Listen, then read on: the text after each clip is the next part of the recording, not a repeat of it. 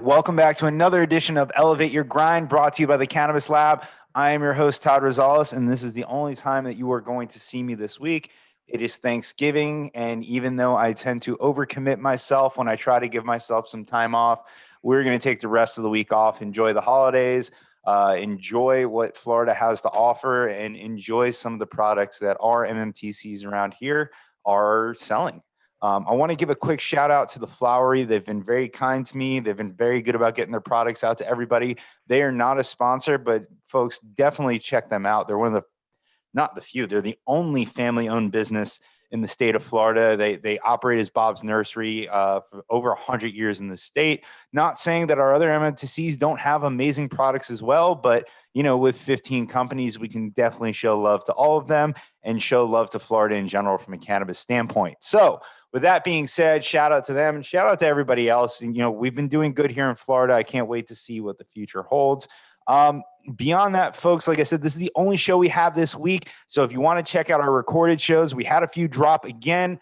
Off the top of my head, we have our cooking show with Shadi Ramey. That is definitely one that if you want to laugh with me or laugh at me, you're going to have a laugh either way, but definitely check that one out because not only am I doing an interview like I do here, but I'm also cooking in my own kitchen with probably not the right ingredients. So you definitely want to check that one out. My good friend, Halston Trabuco from the Hoban Law Group, she joined us for an episode. Should check that one out. And then the last one that we dropped was Mike Perlman from Juicy Holdings with their latest earnings call. It's definitely one that you should check out. You can find those all at youtube.com/elevateyourgrind. Next week, we're going to be live on Tuesday and Wednesday. Okay. We are taking Thursday off. It's going to be Tuesday and Wednesday. So on Tuesday, December 1st, we have Sarah Stewart, founder of the Hospitality Group. She's a former GM at the Lowell Cafe in California, and they are now a restaurant group focused on consumption lounge. Really excited to talk to her because consumption lounge are something we do not know a whole lot about. And then the next day, one of the top 10 women in cannabis. I'm very excited to speak to her. We actually had to reschedule this one, but we're going to be speaking to Jessica Billingsley of Akerna. You guys know that I'm a tech nerd as well as a cannabis nerd, so I'm really excited for that conversation. But again, that will be on Wednesday, and you can find those at facebook.com/Canna Business Group as always. But of course, if you're watching this episode, you already know where to find us. So I got my announcements out of the way. There's going to be some panels coming up. Check those out at joinclab.com. But I'm very excited for my guest today because my guest today is one of the OGs in the industry and someone that I was unfamiliar with and was introduced to, had an amazing conversation with him, extremely genuine and humble.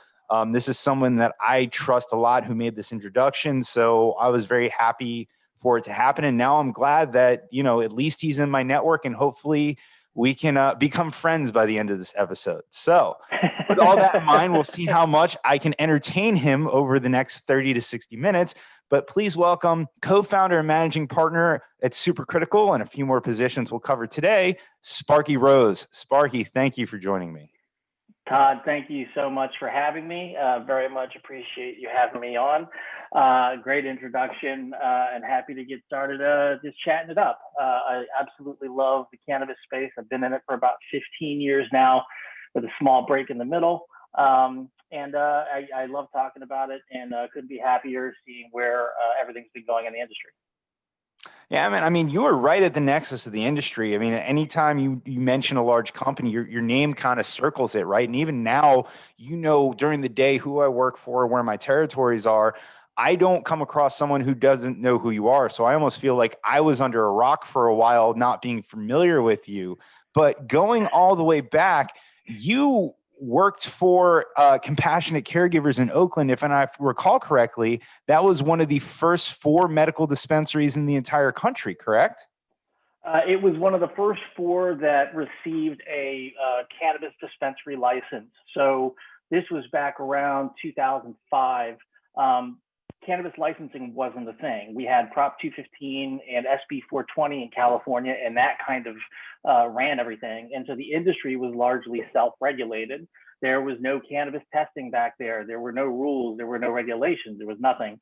And so there was about, I don't know, maybe half a dozen cannabis shops in Oakland, all kind of centered around Telegraph Avenue near the Fox Theater. And then all of a sudden, I guess regular people realized, hey, I can just open up a dispensary. Like there was no licensing, there was nothing to do. And out of nowhere, in a very short period of time, that area blew up and everyone started calling it Oaksterdam. And I'll tell you right now, man, the city council in Oakland didn't like that shit one bit. They really did not like the nickname. And they said, hey, we have to start licensing these things. And so they came out with a process for licensing. And it wasn't even, they didn't have really specific questions. You basically got your business plan together and went and did a presentation. I think there were maybe 20 or 30 applicants, if I remember correctly, for licenses, and we won one. And those were the very first dispensary licenses ever distributed in the United States. And so we were very fortunate to get that. And at the time we had 2 operating dispensaries, one in Oakland and a smaller one in San Francisco. And then after that, we expanded it. At our heyday, we had 7 dispensaries in the state, and about 3 cultivation centers. You know, it's funny. I talk about that a lot, you know, what passed in California and it being so long ago, right? But when you talk to people in the cannabis industry, for the most part, they look at it as, you know, recreational passing in Colorado or even medical passing in Colorado is really the start of the wave that we're on right now, where we see, you know, over 30 states have a medical program.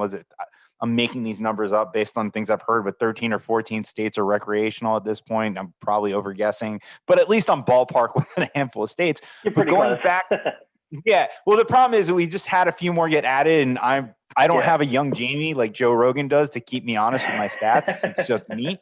But no, so my point being is, you know, medical cannabis passed in California a very long time ago, right? And we look at Colorado 2010, 2015 as kind of the start of it, at least in the general public, or I do. Take me back to the beginning. I don't want to say the beginning of time, but, you know, back in California, what led to California passing medical cannabis and actually getting going with dispensaries, and then the rest of the country taking so long to catch up? I mean, I remember the joke always being that weed was legal in California, but it wasn't well known at that point. I mean, weed's kind of always been legal in California. It is really pervasive in California. I used to tell people, I'm from the East Coast originally, born and raised in Washington, D.C. And when I moved to California, you know, I used to tell people it's not that everybody knows somebody who deals weed in California. Everybody knows someone who grows weed. I mean, it's that pervasive. You chuck a rock, you're going to hit somebody on the head that grows cannabis. And so I believe Proposition 215 was passed back in, I want to say 2006 or something like that. It was pretty early, 2006. And that was just San Francisco. So San Francisco passed medical cannabis. I think they called it the Compassionate Use Act for the city of San Francisco. And then later on, the state did SB 420. I think it was about a year or 2 later. And that made it legal in the state. And the regulations, I mean, the law wasn't written very well. You could drive a Mack truck through it. And what really got it was originally when they were going to pass it, there was a list of qualifying conditions for cannabis. And at the very last minute before it passed, they added at the end of that list, or any condition for which cannabis is useful. And so that allowed doctors to basically prescribe or recommend you cannabis for anything that they deemed it was useful for, anxiety, hangnail, whatever. And so that's how everybody in California suddenly has a cannabis card and everyone can buy it. And so although it is only more recently an adult use market, in practice, it's been an adult use market for over a decade. And so that's kind of how it all started. And the law, SB 420, only established minimums of allowance. It didn't establish anything else. So basically, and I may butcher a little bit of this because I haven't operated in California in a while, so excuse me on that, but it was something along the lines of every patient is allowed to have up to 6 immature plants, 6 mature plants, and I think up to 3, it might have been 3 or 4 ounces of dry flower, somewhere around that. And basically what that said was, anywhere in the state, and I mean anywhere, you are legal to have that amount of cannabis on your person if you're a qualifying medical cannabis patient. They cannot take that away from you. What they did allow is local jurisdictions to then decide if they wanted to increase the limit. There was still, for the longest time, up until recently when they passed the Medical Cannabis Act in California, there weren't any regulations on buying and selling cannabis or anything like that. And so they established the minimums. And what had happened in California early on is that the patients started creating cooperatives. And that's why they're often called cannabis clubs in California, because originally it was only for seriously medically ill in San Francisco, and they couldn't plant and grow cannabis. So groups of them got together, and the more able-bodied patients would grow the weed, and the less able-bodied patients would provide the money and the resources. And so it was a cooperative. And all dispensaries, including the ones that I was running, up until the new laws came into place, you were a cooperative. And so what people would do is we would issue you a durable power of attorney. And it's the same document that you would use to say, hey, I'm going to allow you to take me off life support, for example. And so a durable power of attorney, you sign over your plants to me. I'm allowed to grow 6 plants and have 6 immature plants. I'm giving that right, that custody to Compassionate Caregivers to grow that weed for me. And so I had 20 or 30,000 durable powers of attorney. So I could conceivably have legally in the state of California 120,000 plants. Wow.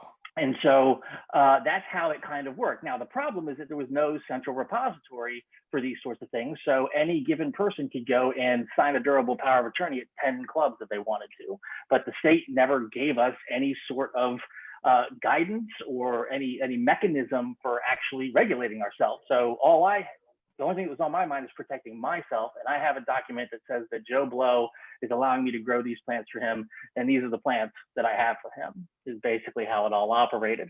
And so that's how we kind of created this industry. And it went from cannabis-based clubs to quote unquote dispensaries. And then when they started passing, and they didn't start passing the medical regulations to where they actually started to regulate the industry till well after Colorado. I think adult use for that matter. And so I think most if not all of the medical cannabis that you saw really came out of California, including Colorado. It was all kind of derivatives of what we were doing in California, but with real structure and real regulations. And then Colorado, due to the success that they had with their regulated medical cannabis program, because again, California was wildly unregulated. Then they just obviously made the correct and appropriate transition to adult use, and that's really what kicked it off. And had that not happened, we wouldn't be where we are today, because I don't think we could have gotten it together in California. And you can even see how it's going now.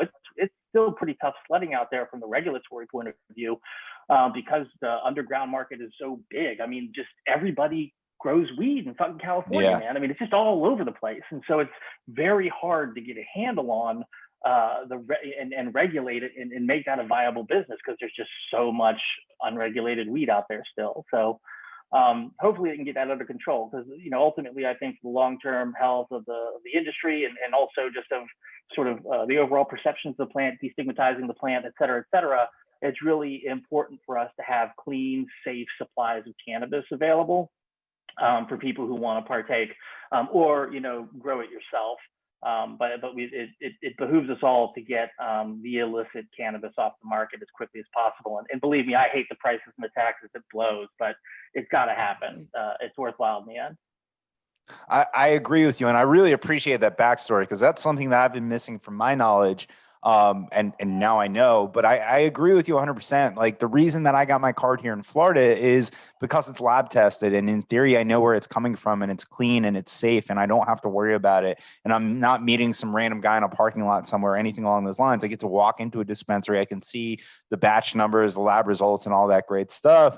I agree with you. I think, and it's weird for me to say this, right? I don't want to say that it's like probation, but I think as long as we may not agree with the regulations and the way that cannabis has been legalized in whatever market it is. Some people are doing it better than others. Like I said, down here in Florida, we only have 15 companies. It sucks, but at least we can go in and, there's over 200 dispensaries in the state that I can go into a dispensary, buy it like a human being, right? But I think as long as we operate within those regulations, the opposition doesn't really have much to say against it. And I think that's why we're having success destigmatizing it, and cannabis is growing and it's been deemed essential. If there was a whole lot of issues going on with regulations that people were violating left and right, I think, I don't know if we would have got that essential designation. I could be wrong. Obviously, out in California and everything else, and anywhere, there are gray market operators, and you'd be surprised how much they look like legitimate operators. But for the most part,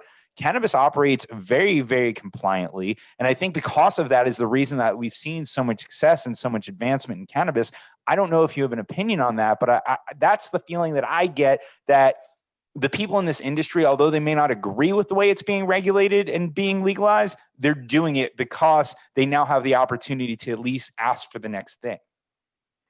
It's funny that you say that, because so back in the day, early on, when California was just, starting up medical cannabis and all that, one of the big arguments that you would get from people who were opposed to cannabis in general or medical cannabis initiatives was, this is nothing more than a backdoor to full legalization.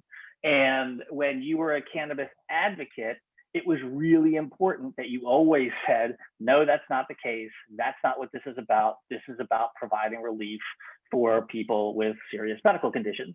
I don't want to take too much of an aside here, because then I'll forget my train of thought.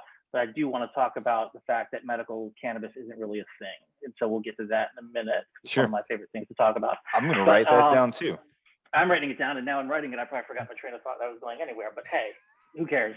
What was I talking about? We were talking about staying within regulations and advancement of the industry. That's right. And so you would always say, no, this is not a backdoor to legalization. And you had to say that. And I do believe that most of the activists, they weren't thinking of legalization, full-on legalization, and they weren't thinking that this was a backdoor to getting legalized cannabis. But we all knew what was going to happen. That's sort of the thing, it's not a wink and a nod. The bottom line is, we knew that if we could get cannabis into the hands of medical patients, enough of them, to where there would be enough of a wave of, hey, look at how cannabis has changed my life. Look at how it's made it better. I no longer suffer. We got enough of that we would have enough support to say, hey, more and more medical cannabis. And the more people saw the effects of cannabis, how well it worked for conditions, and in some cases tried it, because, as medical cannabis has become legal, what you find is that there's a lot of older folks who get involved. They have more aches, they have more pains, more medical conditions, and it takes a lot of hand wringing and the doctor's got to convince them that the devil's lettuce is okay now, forgetting everything they've learned their entire lives. But then they try it, and it's like an instant convert. My mother lives in Arizona. She's very, very been anti, illegal drugs. Totally down with cannabis in a big way. Never understood why I was in the business, why I liked it. Now it's an integral part of her day to day. So, it's those sort of things. And so, I think, the regulations are difficult. They can suck, but hey, we have it. Look at where we're at, man. 10, 15 years ago, when I got started in this industry, if you said, hey, when do you think they're going to legalize cannabis? I was like, shit, 20, 30 years out, maybe. Now it's only been 15, but that's still pretty damn good. And really, when you think about it, most of it's happened in the last, 5 to 10 years? I mean, it's really been an accelerated rate. We also knew, and of course I knew from my work with Compassionate, at the time that we were busted, we were doing $5 million a month in revenue, and that's a lot of money. And we were paying, I think, in total, if you included all the taxes that we paid, and our employees and all that. I mean, just for Oakland, local taxation, we were sending in, $4 or $5 million a year in local taxes, and we were pretty proud of that. And so we knew when local government started to see the positive economic impact, all of our jobs, our janitors got paid $15 an hour, and this was back in 2004, 5, 6, wow. In that area. Yeah. That was our minimum wage, was $15 an hour, and you got paid phone subscription, paid gym membership, paid health insurance. I mean, we had a massive benefit package, and we had 280 employees when we were at our largest. And so it was just, you just knew it was going to be huge if we could just get it in front of enough people. And now the bullet's left the gun. I don't care what anyone says. Cannabis will be legal. It's not if, it's when, period. Now with Biden, on his way to the White House, likely a lot sooner. But you can't turn it back now. We're there. And so now it's, well, what's the next step for the industry? Where do we go from here? And what can we do? to further, again, how do we right the wrongs of the drug war? Because the drug war was a massive waste and a massive failure. And so this is our opportunity to try to make good. And that kind of leads into the subject of the day, which is everyone's talking about social equity and how important that is. And that's been a dramatic shift in the industry, and I think it's for the better. I agree. I mean, I think, and not I think, what I see, and it's not perfect, but it's heading in the right direction, is that this industry seems to want to try to do better, right? We want to try to do better than other industries. And now it hasn't happened that way. It's still predominantly white. Still, most executives are white. Still a lot of males, but you'd be surprised. I mean, I'm surprised. I don't want to say surprised. It's very welcoming, but there are a massive amount of female executives, and not just token female executives, people that are leading industries. I mean, one of them that I mentioned that I'm interviewing next week, Jessica Billingsley, right? I mean, probably one of the top CEOs in cannabis in general. Kim Rivers of Trulieve. We talked about Trulieve before that. Mm-hmm. Another top CEO in cannabis, right? They are all over the place. And now I like to think that we're heading in the right direction in this industry, and this industry wants to do the right thing, but with anything, it seems to take time. Nothing moves fast in general anywhere. So at least the right companies. Do you see this industry trying to do better than others? I mean, there are laws coming out. We have Last Prisoner Project that's helping right the wrongs of the drug war. There are other people getting involved on a smaller level in similar projects. I would like to think that the cannabis industry is trying to at least do the right thing. I'll say yes. Could the cannabis industry be doing a better job? Absolutely. But they have taken, and I think what's really important with the cannabis industry has been the public government partnership. Okay. So most other industries, let's say your entertainment industry, what sort of hiring practices do they have at ABC and CBS? Those are kind of self-governed entities. There are some, federal laws that you have to comply with, non-discrimination, all that sort of stuff, but they're generally, the diversity of their workforce is wholly dependent on them. What you're seeing in cannabis is we're partnering with government. We're having social equity written into the legislation that governs cannabis license administration in various states.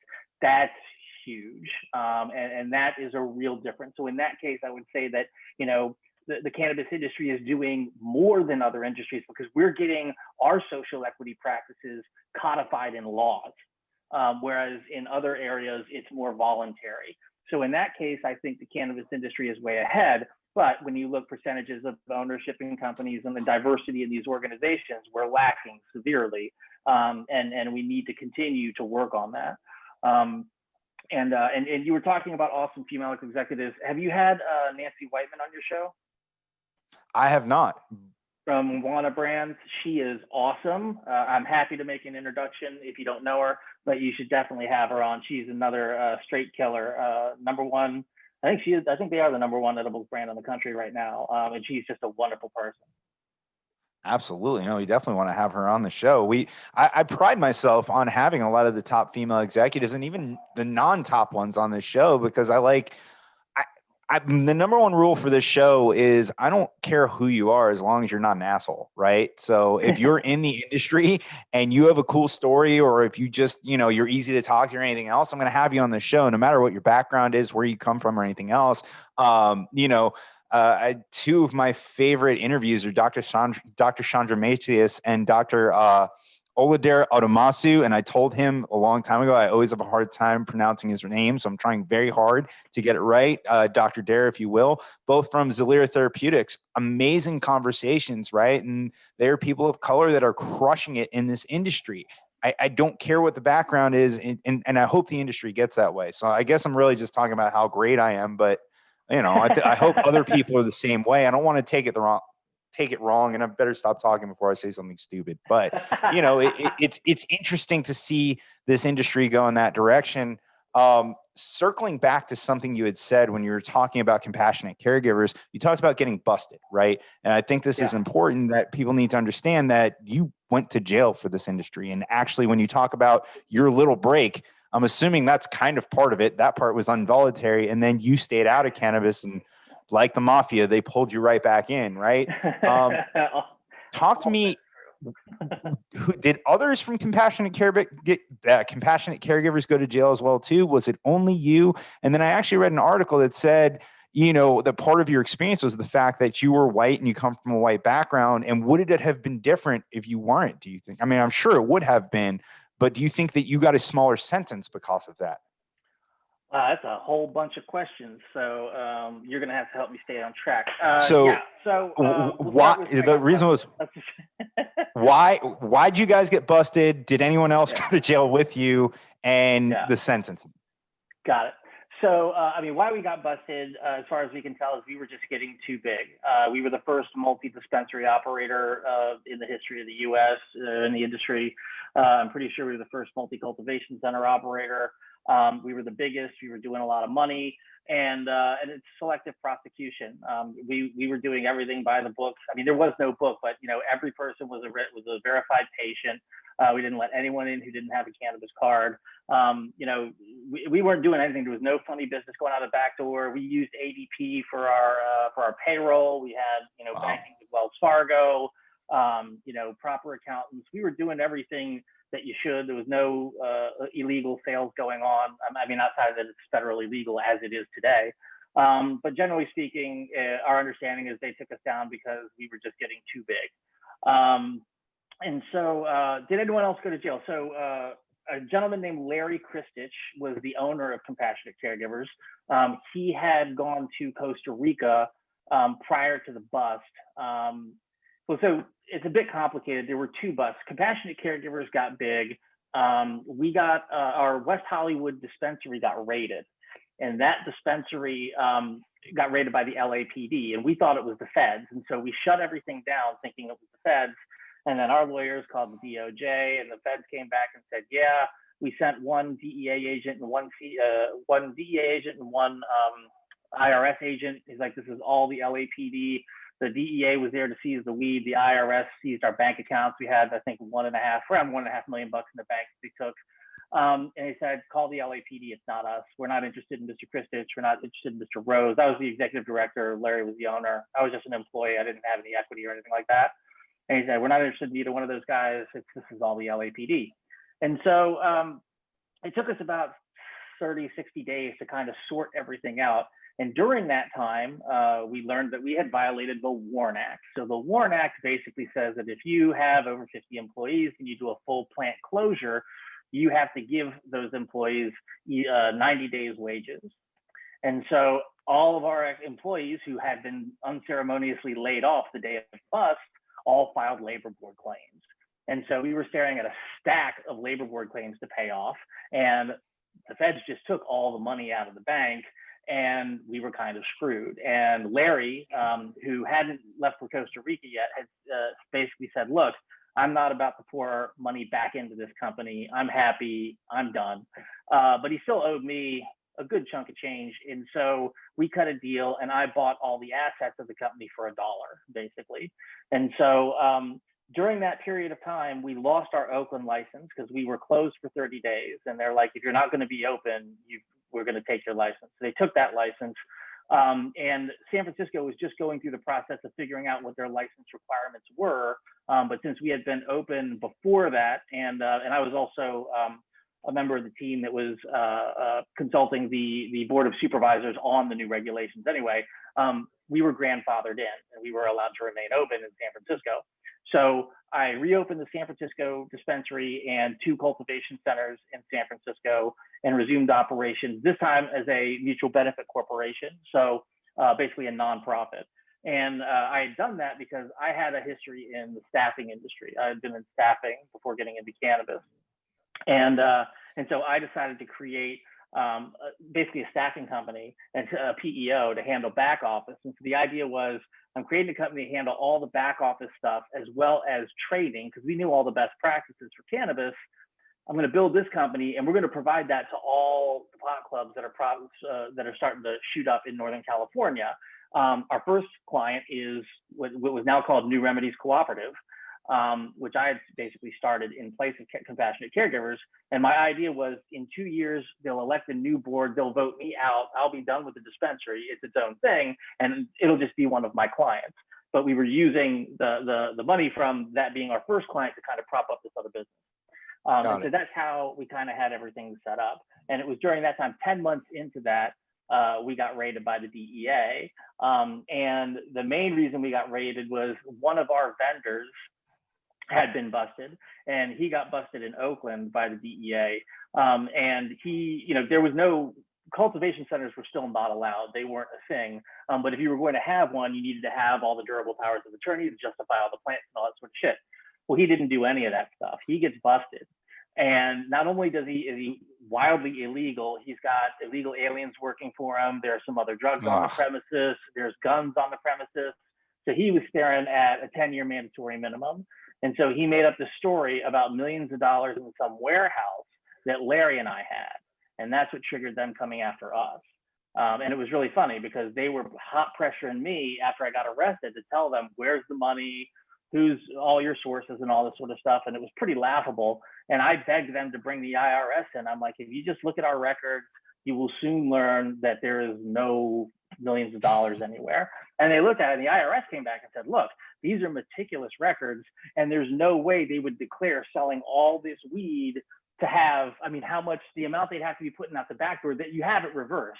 You don't declare millions of dollars in sales and sell a couple $100,000 out of the back. You declare 100,000 in sales and you deal $1 million out the back. And so that really helped us. And at the end of the day, I ended up, well, I was set to fight everything in San Francisco. But when they went and realized there was no money, they only got $250,000 out of our bank accounts as New Remedies Cooperative. And that wasn't going to play well in the press. In San Francisco is super liberal. And so I would have walked in San Francisco, but what they said was, well, Mr. Rose, weren't you executive director of Compassionate Caregivers when the LAPD raided you guys? And of course I was. So they said, fine. They dropped my San Francisco charges. They brought me up on charges for Compassionate Caregivers in LA. That changed the venue to LA. And I can't argue change of venue because it's an entirely new case. And my lawyer said, you're going to draw in all, this is how he said it. I don't know if this is racist to say, but anyway, he said, you're going to draw an all Asian jury at the end of the day. They're not friendly to cannabis. You're going to go to prison, and they're going to eviscerate you if you take this to trial. And that's what the Fed does. They have a 98% conviction rating because everybody pleads out. If you take it to trial and you lose, they almost always give you the max. And the original charges I had, and this is another thing they like to do, was 60 counts of money laundering and a bunch of other, manufacturing and distributing over 1,000 plants, yada, yada, yada. If you strung all the charges together, max sentences, I was facing something like 603 years in prison. And so at the end of the day, I had to plead out. My lawyer said, you're fucked. Just you go and plead, to try and plead out. And the deal we struck with them is after the raid in LA, and we found out that, so when we got raided in LA, we got raided in West Hollywood. We were raided by the LAPD. They don't have jurisdiction in West Hollywood. They have their own police department.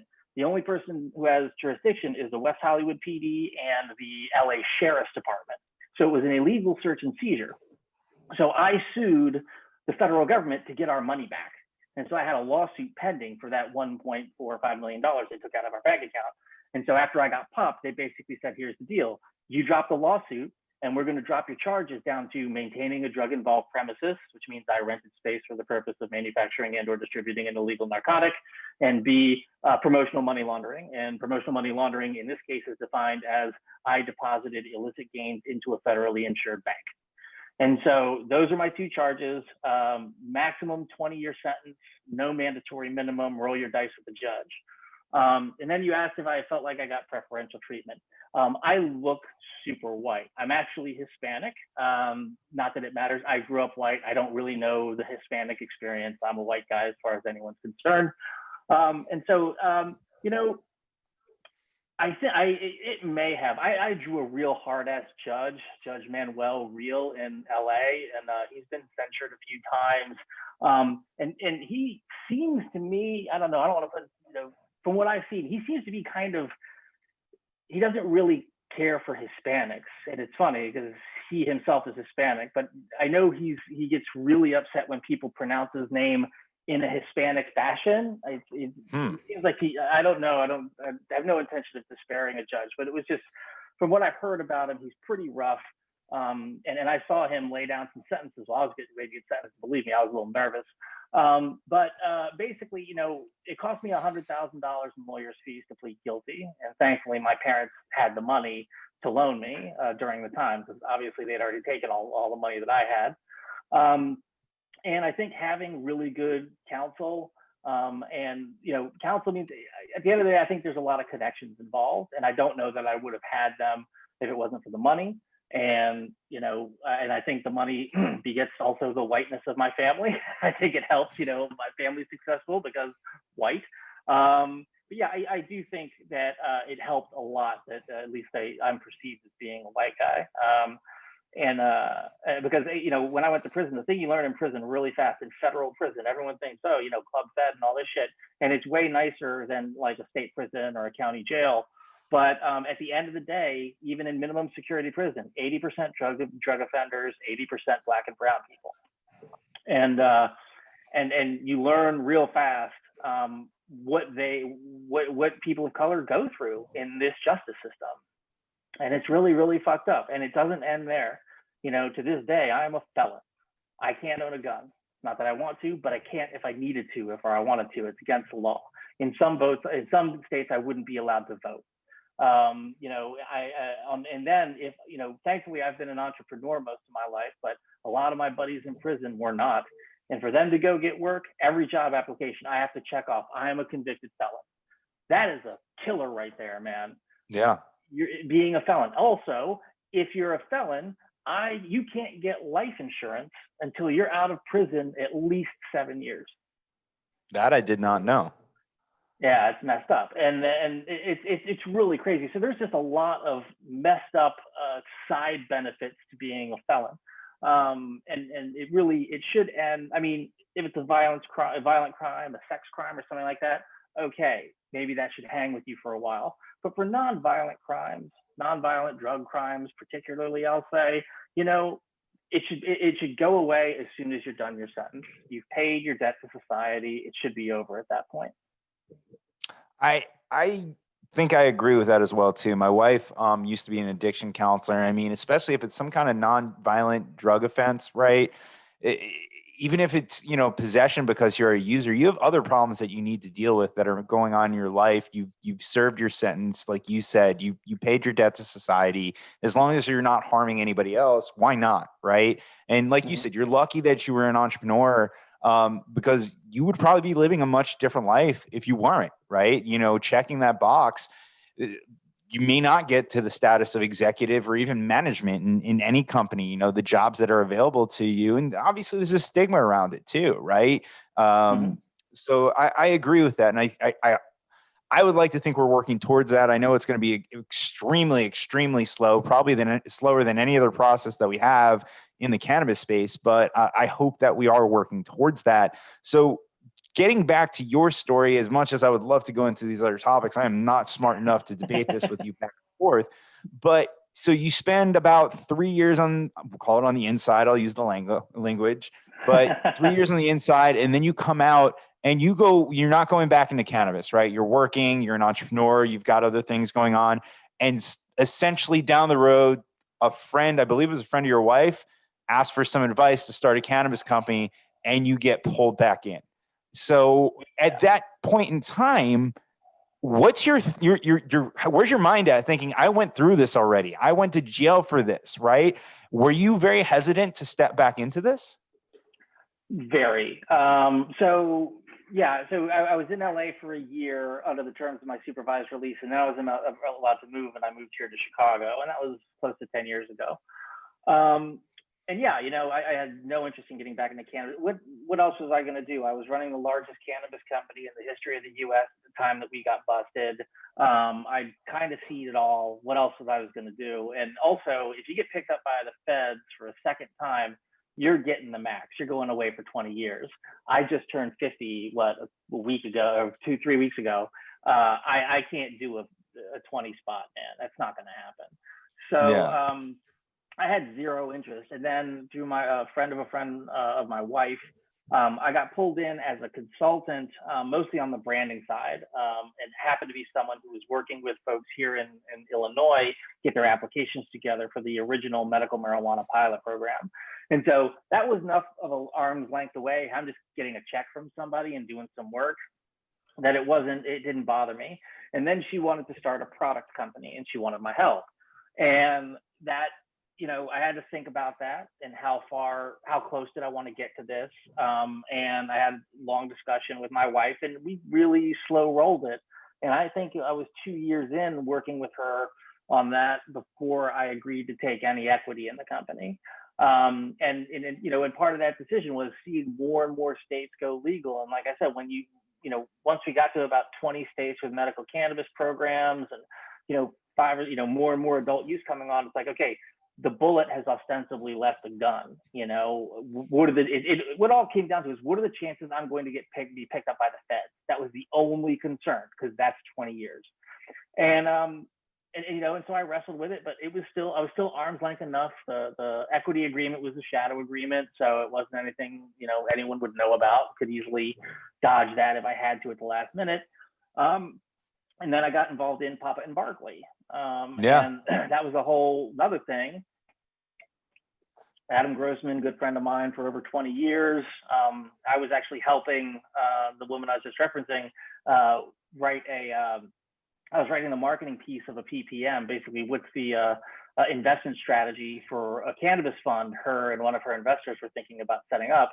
And halfway through it, I'm like, if I'm writing this for these guys, why don't I just start my own fund, And so Adam has a finance background. I figured he'd be the guy to call. He might know, because I didn't know shit about running a fund. Comes to happen, he and his best friend had started a little cannabis fund of their own. And so we started talking, and I learned about, his dad, and then that his dad had just come out of hospice through this cream that Adam was making in his dad's basement. And he said, I think I want to make a product out of this. And he was like, well, let's try working together on this and we'll see if this blossoms into something. And my plan, if I was able to put a fund together, was after I got out, between the time I got out of prison, the time I moved to Chicago, I met Guy Rocourt, who's the head of product, now president of Papa and Barkley. He and I became really good friends while I was in LA for that year. And I was like, I'm going to call Guy and see if we can put something together. So now that Adam wanted to do this product and put it out there, I said, well, let's bring in Guy now. Let's just make it happen. And that's how Papa and Barkley got started. And at that point, awesome. I was going to be taking equity, and I was like, and I had a long talk with my wife, and I was like, I feel comfortable. But it was every one of those decisions were agonizing. I mean, in retrospect now, I'm like, man, I'll do anything with cannabis. I'm not worried. But back then, it was a big step. But I wasn't in a happy spot. I mean, I was doing design work, but I'd been doing that, for almost 30 years. It was kind of boring. It wasn't very exciting. The ad industry is not all that great, really. And I knew, I had great experience in cannabis. I had a huge amount of knowledge, I still had to learn. I had to learn a lot of stuff. I mean, CBD wasn't a thing. You couldn't get cannabis tested. Vapes were not a thing. I mean, I had to learn a lot. And it's funny you said at the opening of the show that you feel like a lot of people know me and you're the only person who didn't. It took me 5 or 6 years to finally start trying to get my name out there in cannabis and say, hey, this is my history, because, I didn't do anything in prison. And for a good year after prison, I didn't do anything. And then I didn't want to go out there. I didn't feel like I had the knowledge to back up my experience, because so much had transpired in the space that I didn't yet understand. I didn't want to get caught. You tell someone, hey, I did all this shit in the cannabis industry, and then they ask you about something that would be common for someone to know in today's industry, and I have no idea what you're talking about. It sounds like I'm full of shit. So I just felt like I had to get my education in order on cannabis to kind of back up the experience that I already had before I felt comfortable kind of talking to people again and saying, hey, here's what I've done in the past, and here's what I'm doing today.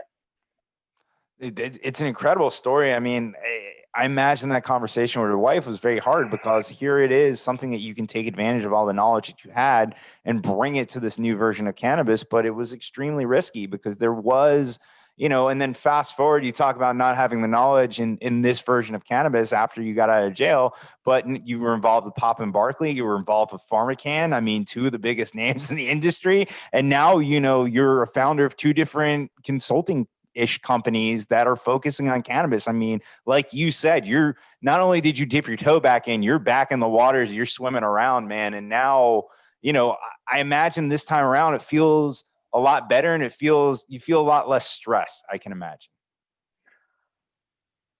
2020 aside, COVID. Yeah, well, that's everything up. But that aside, yeah, I mean, it's been great. I mean, I have so much love for the plant and for the industry, and I love being involved in it again. And it's super exciting. You get to meet lots of people. I love kind of onboarding people to the industry, people who don't know about cannabis, who don't know how to get into the business. I'll give anybody 30 minutes. It's kind of my policy, because we need more. We just need more. We need more product. Yeah. We need more innovation. We need more access. And so anything I can do to promote that's what I want to be involved in. So, yeah, it's just been a love affair since I've been back in. And the discussions between my wife and I were trying to figure out why shouldn't we do it? I really wanted to do it. I was terrified. It wasn't like I was trying to bring my wife kicking and screaming. We were both scared to death. This could turn real bad. And I hadn't been in the industry kind of long enough, and I hadn't been in a state where it was legal, because at the time Illinois was just medical. I didn't have a medical card. I didn't qualify. And so it was still mysterious, and it still seemed a little sketchy. But after, I did the work with Papa and Barkley, and I was able to arm length that enough. And then it was when I decided to go work for PharmaCann, and that's when we had, the big discussions. Okay, like, this is it. If I go and take this job, I'm in there like swimwear, and this is what I'm going to do. Like, I'm giving everything else up. And, we talked about it. We're like, all right, we trusted the folks at PharmaCann. And we were like, if you're going to do it, this is who you should be doing it with.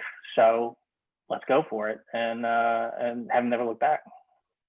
That's awesome, man. We had Paul Rosen on the show probably a few weeks back. Great conversation with him, an excellent guy. He's funny. He had that same mentality where he told me, he's like, I'll give anybody 30 minutes. He gave out his personal email right on the air. So, there seems to be some kind of thing to that, just giving people the time. Even Morgan Paxia from Poseidon Partners, he was on the show, and his whole thing, he says, #take the meeting. He goes, even if it's a meeting you don't want to take, just take it. There might be something there. And I think that's something that people can learn from. So you've gotten to this point, you've had success in the literal first incarnation of cannabis in this country. And by success, you somewhat became a martyr. Now you saw success, and I don't know if we want to call it 1.0 or 2.0 or whatever it is, but with Papa and Barkley and PharmaCann, and now you have Supercritical and 4042 North, and you're really spreading your wings in the industry. What excites you most about the future of what you're doing? Just the fact that you have all this knowledge that you can pass on? Is it creating the next big brand, bringing people? I know you talked about bringing people in this industry. What's the most fun part about what you do and why you do it every day? Man, that is a hell of a question. I mean, at the core of it, really, and I think this is why, I like onboarding people. It's the connections, and, a saying that we have at Supercritical, because a lot of times people will ask us, what kind of companies will you work with? And usually that's in the context, because Supercritical, although we're kind of pivoting over towards more management consulting, we started off as a capital services firm helping cannabis companies raise money. And so typically when they ask that question, it's in regards to, do you have to have, a minimum amount of revenue? You have to be raising at least this much money. And we're like, yeah, none of that. That's not what this is all about. For us, it was, hey, are you in this for the right reason? And what that means to us is, do you have reverence for the plant? Is this about making people's lives better? Because if it's about making money, I'm not really interested. I mean, the money comes, that it's cannabis. you're going to make money in this industry if you know what you're doing. That's taken care of. But I don't want people, and it's okay to make a profit. Hey, make lots of money, and it's okay to want to make lots of money, but you have to be doing this for the right reasons. And for me and for Supercritical, each one of us has our own personal relationship with the plant. Obviously, mine has a little prison detour there. And for me, it's trying to right the wrongs of the drug war, getting more convicts working in the industry, ex-cons, back in the industry. You know, the people who did it illegally, they built this industry, they built this market for us on their backs. Every person who went to jail before me and after me, people want weed because those people went, and for whatever circumstance they did, was it because they were just money hungry and wanted all the money? Was it because they were undereducated? Was it because they had no other resources and had to turn to this in order to make money? I don't know, and I don't really care. The bottom line is they built this and they deserve to participate in it. And so that's what I think that's from a mission point of view. I really think that's the most important thing going out there. On top of it, the plant itself is fucking magical, okay, on a million levels. Forgetting cannabinoids, which are awesome, as we all know and love, and that's what most people talk about.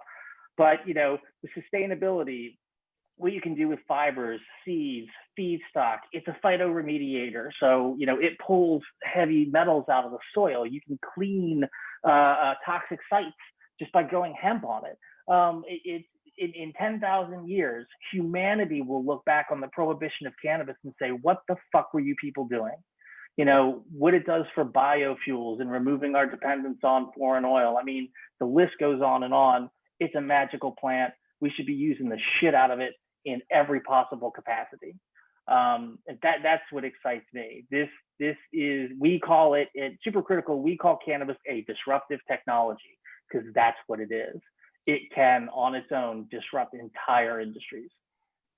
You are completely right. And the funny thing about that is it was a disruptive technology back in the early 1900s, which is what led to the prohibition anyway. And now we're literally picking up where we left off way back when. And, you know, obviously you're talking about industrial hemp and all the things that cannabis can do, especially now, like you said, with COVID, we're staring down the barrel of a need for economic recovery. And the answer is right in front of us. And the reason that some people are against it is because of a marketing campaign, essentially, Reefer Madness, right? Which is crazy to me that literally the solution to our problems is right in front of us. Not all our problems, but a lot of our problems, both from a health standpoint and from an economical standpoint and a labor standpoint and so many other things is right there. And a marketing campaign that apparently was run so freaking well is what's keeping us from getting there. And, you know, on that note, it's funny, and I want to get into something that we both put aside here, but, you know, when I look back, my number one accomplishment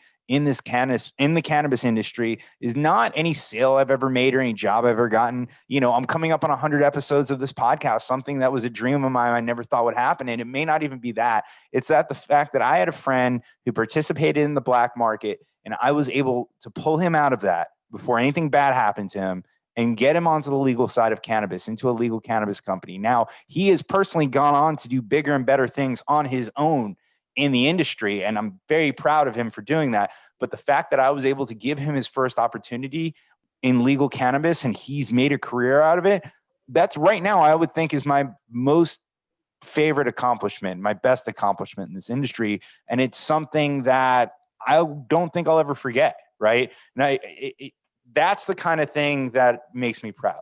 And unfortunately, like you said, the people who've got caught, they don't necessarily get to do that. But I think we all have friends that may still be in it that we want to pull into this side of the industry because this is where they should be. And this is where they should be working. And they get to do what they love every day and not have to look over their shoulder.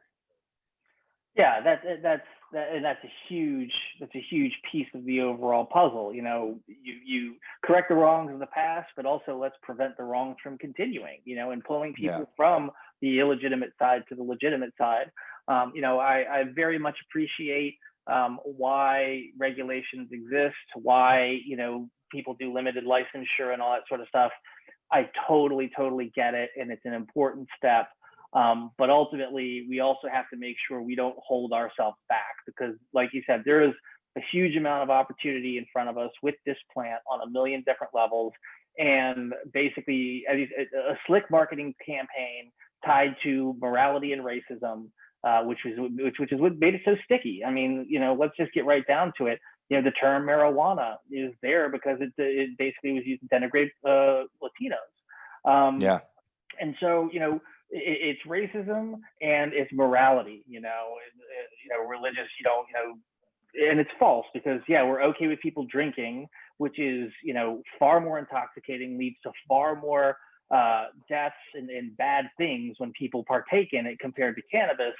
And yet, no, cannabis is terrible, whether you want to say gateway drug or whatever. I was very much encouraged. I want to say it was 2014. Anyone who's a fan of soccer is going to hate me because I don't know shit about soccer, but it was the World Cup when it was in Germany. And I want to say it was around maybe 2008 or 2012 or something like that. But I remember that there was an article about how they were allowing the fans to smoke weed in the stands because they were hoping it would stop the hooligans from getting in fights. And so Germany legalized weed during the World Cup and said you can smoke all you want in the fans so that people wouldn't get in fights. It was like the anti-beer, That's crazy. I didn't know that. Yeah. It was amazing. And when I saw that, I'm like, all right, now people are starting to get the picture. That's crazy, man. So the last thing I want to talk about, we both wrote it down there. You said medical cannabis isn't a thing.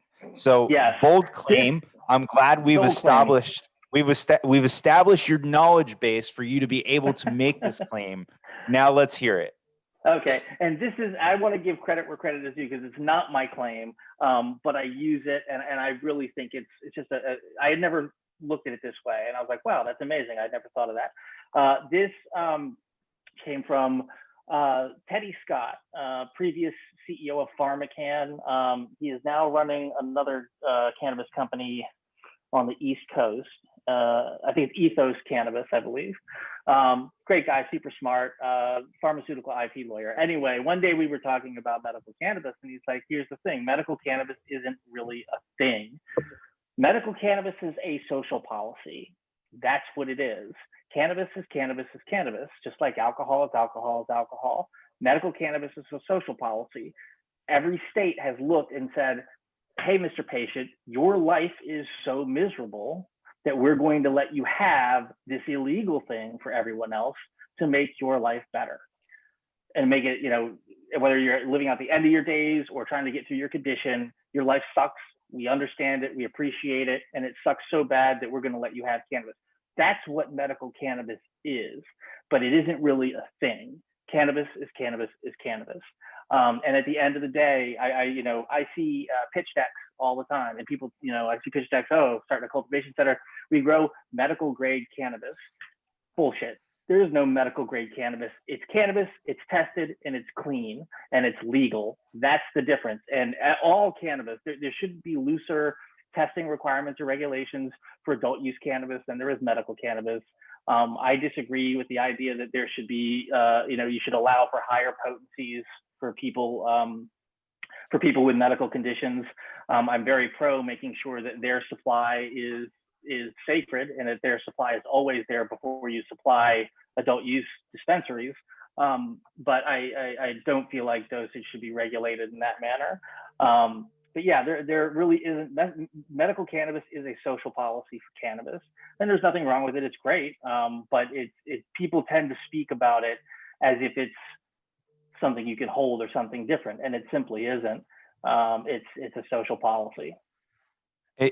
It's funny you mentioned that because it is true. And eventually cannabis is just going to be a commodity that filters into other industries. Right. So on that point, but it's funny, I had when I went on one of my first grow tours, they said, that's your medical cannabis. That's your recreational cannabis. Notice the different colors in the tags. That's the difference. Right. Yeah. And then, there's a really funny thing just to try to end it on a joke that I'm going to butcher and steal from someone. But Ron White was on Joe Rogan and he goes, it's funny. For the longest time, I used illegal cannabis until they came out with the medicinal stuff. So I used the medicinal stuff to wean myself off the illegal stuff. And he goes, they now have recreational cannabis. I'm thinking about using that to wean myself off the medical stuff. And so, you make your point. Cannabis is cannabis is cannabis. No matter what what we put on it, at the end of the day, it's going to end up being a commodity, and it's going to be everywhere. At least that's the hope, right? So, Sparky, man, we've been talking for over an hour, which was not hard whatsoever. I'm sure there's a ton of stuff that we can still go through. But at this point, I'm going to turn you loose, and let's tell everybody where we can find you, the companies, any plugs you want to get out. And I promise you, we'll definitely do this again sometime.